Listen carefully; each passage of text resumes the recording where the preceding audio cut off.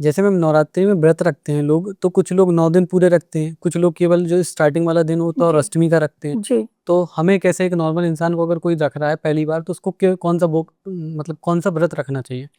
देखिए, अगर 9 दिन आप व्रत रख रहे हैं तो ये बहुत अच्छी बात है और रखना चाहिए सबको, क्योंकि 9 दिनों की तो बात है। इस 9 दिनों में ना ब्रह्मांडीय ऊर्जा बहुत तेज होती है, तीव्र होती है। ऐसा कहते हैं कि माँ इन 9 दिनों में धरती पर ही रहती बिल्कुल, है। बिल्कुल धरती पर आती है और इसीलिए कहा भी जाता है, सप्तशती में भी वर्णित है कि जो आपका शयन होना चाहिए वो पृथ्वी पर होना चाहिए। क्योंकि पृथ्वी तत्व को अपने साथ रखो, पृथ्वी पर ही माँ है। माँ की ऊर्जा आपकी ऊर्जा के साथ कनेक्ट हो जाती है। सारी चीज़ें बताई हैं जो हमारे शास्त्रों में, ऐसे ही नहीं बताई हैं कि पृथ्वी पर शयन करो, गद्दे पर मत सो। उसका यही लॉजिक है कि माँ पृथ्वी पर ही है। तो 9 दिन व्रत रखो, ब्रह्मांडीय ऊर्जा बहुत तेज है, आप जो माँगोगे वो आपको मिलेगा। अब 9 दिन नहीं रह पा रहे हैं, जो लोग अस्वस्थ हैं या फिर बिज़ी हैं, तो आप प्रतिपदा तिथि का रखो, अष्टमी तिथि या नवमी तिथि, जिसका भी। अब जैसे बहुत से लोगों के यहाँ अष्टमी पूजन होता है, तो वो सप्तमी का रखेंगे, जिनके यहाँ नवमी होता है, वो अष्टमी का रखेंगे।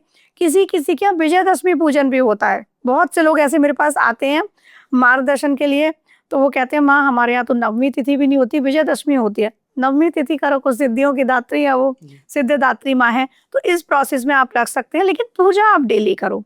मॉर्निंग में पूजा करो तब तक, और 9 दिन तक सात्विक रहो। तामसिक भोजन नहीं लेना है। तामसिक भोजन का मतलब है कि आपको लाल मिर्च भी नहीं लेनी है। बहुत प्याज लहसुन भी नहीं लेना है? प्याज़, लहसुन नहीं लेना है, और जब प्याज़, लहसुन नहीं लेना है मतलब कोई भी चीज़ ऐसी नहीं लेनी है। बहुत से व्यूअर्स ऐसे होते हैं जो बियर या अल्कोहल लेते हैं। तो आपके घर में कोई भी व्रत रख रहा है और आप नहीं रख रहे हैं, तो प्लीज़ आप भी उनके व्रत को ना खंडित कीजिएगा, मत लीजिएगा 9 दिन तक। 9 दिन तो रुक ही सकते हैं, उस चीज़ के लिए त्याग दो। बुराई का तो त्यागना है ना, अच्छाई पर विजय प्राप्त करनी है, तो 9 दिन तक बिल्कुल सात्विक रहो, व्रत न- नहीं भी रख रहे हो जी। तो। और नवरात्रि पर क्या क्या काम करने चाहिए और क्या क्या काम नहीं करने हाँ, चाहिए? अब जो निषेध है उनमें बता रही हूँ। आपके लिए निषेध चीज़ों में है कि नेल्स कट मत करो, हेयर कट मत कराओ अपने, ठीक है? जैसे कि अभी पितृ भी चल रहे हैं, तो ऑलरेडी मना किया होगा हाँ, कि लेकिन हेयर्स भी नहीं। हाँ, पितृपक्ष चल रहा है ना, तो अब बहुत ज़्यादा बढ़ जाएँगे, हेयर भी, शेविंग भी।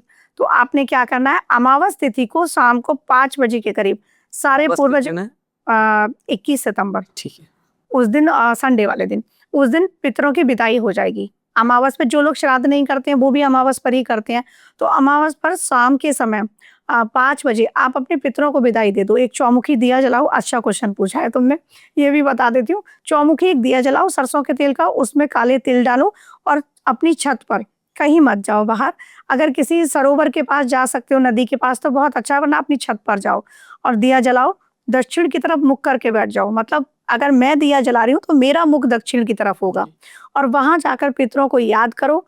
और आर्यमा देव हैं पितरों के देव, उनको याद करते हुए आप बोलो, हे आर्यमा देव, मेरे पितरों को आप अपनी लोक में, पितृलोक में निवास दें। पितरों से कहो कोई गलती हुई है तो उसके लिए क्षमा करो, हमारे घर में सुख शांति आए, और अब आप पितृलोक को विदाई आपकी हमने दे दी। अब विदाई के बाद क्या करना है, आप उसी टाइम, क्योंकि दिन नहीं छिपेगा, सूर्यास्त नहीं होगा तब तक 5 बजे तक, आप अपने नेल्स कट कर लो, हेयर कट करा लो, शेविंग कर लो, सारे काम कर लो। बहुत सी महिलाएँ वैक्सिंग इत्यादि थ्रेडिंग जो भी कराती हैं, वो भी सब उसी समय करा लो, 9 दिन मत कराना।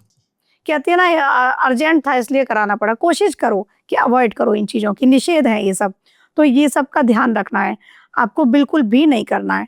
अब बात करते हैं क्या करना चाहिए। तो जैसे सात्विक मैंने बताया, सात्विक रहो, झूठ मत बोलो। अब इन्हीं दिनों में ईर्ष्या मत करो। गुस्सा आता है, मैं माँ हूँ, मेरे बच्चे परेशान करेंगे तो आ जाएगा क्रोध, लेकिन कोशिश करो कि क्रोध का त्याग करो। क्रोध आपको नहीं करना है। आपने क्या करना है कि रात्रि में शयन तो, अब नींद तो सभी को आएगी, लेकिन कोशिश करो कि कम सो। 11 बजे के बाद सो और सुबह 4 बजे उठ जाओ ब्रह्म मुहूर्त में। कोशिश करो।